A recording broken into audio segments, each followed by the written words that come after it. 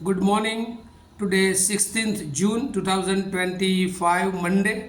Wisdom of word of God morning ડિવોશનમાં આપ સર્વનો આવકાર કરવામાં આવે છે અને પ્રેમી સલામ પાઠવવામાં આવે છે. આજે આપણે નીતિવચનોના પુસ્તકમાંથી અને એનો 12મો અધ્યાય અને એની 20મી કલમ પર ટૂંકું મનન કરવા માગીએ છીએ. પ્રોવર્બ્સ ચેપ્ટર 12 વર્સ 20. અને પ્રભુનું વચન આપણને આ પ્રમાણે કહે છે, જેઓ ભૂંડી યોજના કરે છે તેમના મન કપટી છે, પણ શાંતિનો બોધકોને આનંદ છે. There is deceit in the heart of those who plot evil, but joy for those who promote peace. અને બહુ અદ્ભુત વચન પ્રભુ આપણને આજે સવારે શીખવે છે. જો આને એક થીમ તરીકે જોવું હોય તો plans for evil or piece. દરેક માણસ એ પોતાના જીવનોમાં બે રીતે જીવે છે. જે લોકોની પાસે ઈશ્વરની ઓળખ છે, ઈશ્વરની આધીનતા છે, ઈશ્વરનું જ્ઞાન છે, એ લોકો હંમેશા એ શાંતિના બોધકો તરીકે એ આગળ વધતા હોય છે. પણ જે લોકોની પાસે ઈશ્વરની ઓળખ નથી અને જે લોકો દેવની યોજનાથી બહાર છે, જે લોકો પોતાની જાતને આ પૃથ્વી પરની બાબતોમાં મન લગાડે છે, એવા લોકો હંમેશા ભૂંડી યોજના કરે છે. અને એ ભૂંડી યોજના દ્વારા તેઓના મનમાં હંમેશા એક કપટ હોય છે. બીજાઓને કેવી રીતે છેતરીને આગળ વધવું, બીજાઓને કેવી રીતે નીચા દેખાડવા, બીજાઓને કેવી રીતે નુકસાન કરવું.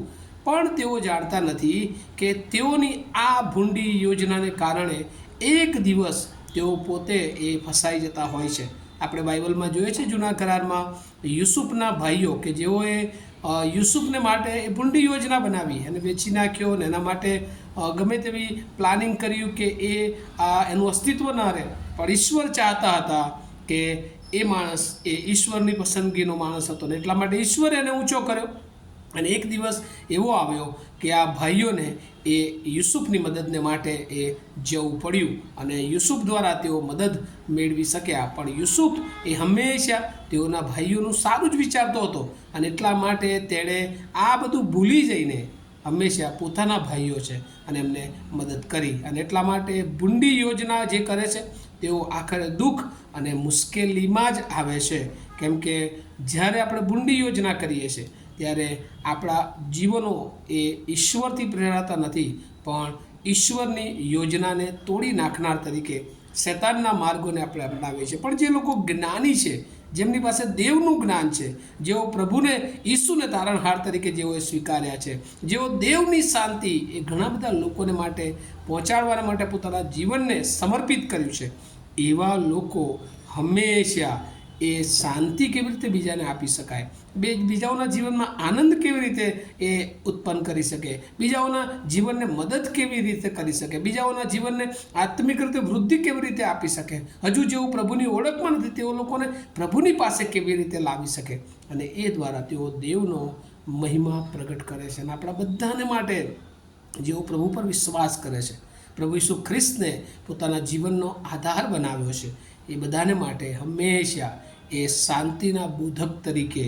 એ ઈશ્વરે એ આનંદ રાખી મૂક્યો છે. અને એ આનંદને માટે આપણે રોજે રોજ પ્રભુની આધીનતામાં જીવન જીવવાની જરૂર છે. ગીતશાસ્ત્ર 34 અને 14 પણ પ્રભુનું વચન આપણને દાઉદ ગીતશાસ્ત્રી મારફતે પણ શીખવા મળે છે કે ભૂંડાથી દૂર થા અને ભલું કર, શાંતિ શોધ અને તેની પાછળ લાગ. અને આપણું જીવન હંમેશા એ ભૂંડાથી દૂર હોવું જોઈએ, ભૂંડી બાબતોથી દૂર હોવું જોઈએ. જે દેવને નથી ગમતી એવી બધી જ બાબતોથી આપણા જીવનને જ્યારે આપણે દૂર રાખીએ છીએ ત્યારે પ્રભુ ચોક્કસ આપણા જીવનનો ઉપયોગ કરે છે. એ રીતે ગીતશાસ્ત્ર 37 અને 37માં પણ લખવામાં આવ્યું છે કે નિર્દોષ માણસનો વિચાર કર, યથાર્થીને જો, કેમ કે શાંતિપ્રિય માણસોને બદલો મળશે. અને આ બહુ મહત્ત્વની વાત છે કે જે લોકોને ખરેખર આપણી જરૂર છે, જેઓ નિર્દોષ છે, જેઓ યથાર્થી છે, ન્યાયી છે, તેઓના પડખે, સત્યના પડખે આપણે ઊભા રહેવું જોઈએ. આપણું જીવન હંમેશા એ લોકોને પ્રિય ત્યારે જ બને છે કે જ્યારે એ જીવનમાં ઈશ્વરની કૃપા, ઈશ્વરની ઓળખાણ, ઈશ્વરના ગુણો એ લોકોને જોવા મળે છે. અને પ્રભુ આજે સવારે આપણા અમૂલ્ય જીવનને આ પૃથ્વી પર પ્રભુએ મૂક્યું છે ત્યારે એ જીવનમાંથી પ્રભુની બહુ જ મોટી આશા અને અપેક્ષાઓ છે.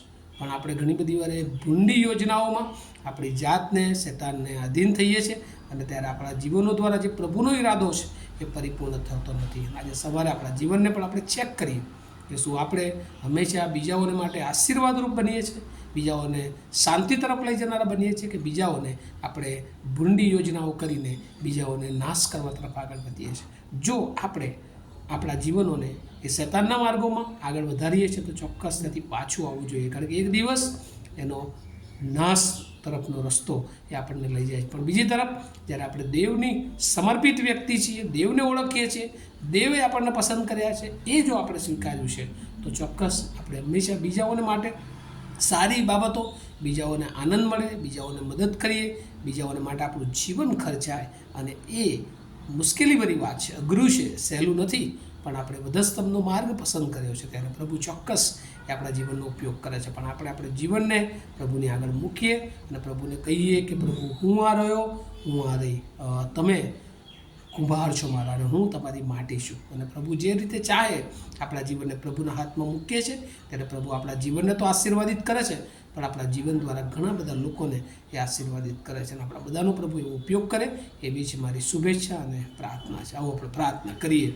અમારા અતિ પવિત્ર અને જીવતા ઈશ્વર, આજે સવારે પ્રભુ ઘણી બધી વાર આ દુનિયાની ભીડમાં પ્રભુ અમે ખોવાઈ જઈએ છીએ, ભૂંડી યોજનાઓમાં આગળ વધીએ છીએ, પણ તમે અમને શીખવ્યું છે કે અમે તમારા બાળકો છીએ, તમને ઓળખનારા છે, તમારા પર વિશ્વાસ કરનારા લોકો છે. ત્યારે પ્રભુ હંમેશા એ આનંદ તરફ, એ શાંતિ તરફ લોકોને લઈ જનાર બનીએ અને એના માટે પ્રભુ તમે અમને તૈયાર કરો, તમારા આત્માથી ભરો એવી પ્રાર્થના કરતા અમે સગળ અમારા જીવનો તમારા સમર્થ હાથોમાં મૂકતા મારી પ્રાર્થના ઈસુ પ્રભુના નામમાં સાંભળો, તેનો સ્વીકાર કરો. આમીન. Have a nice day to all of you. Thank you.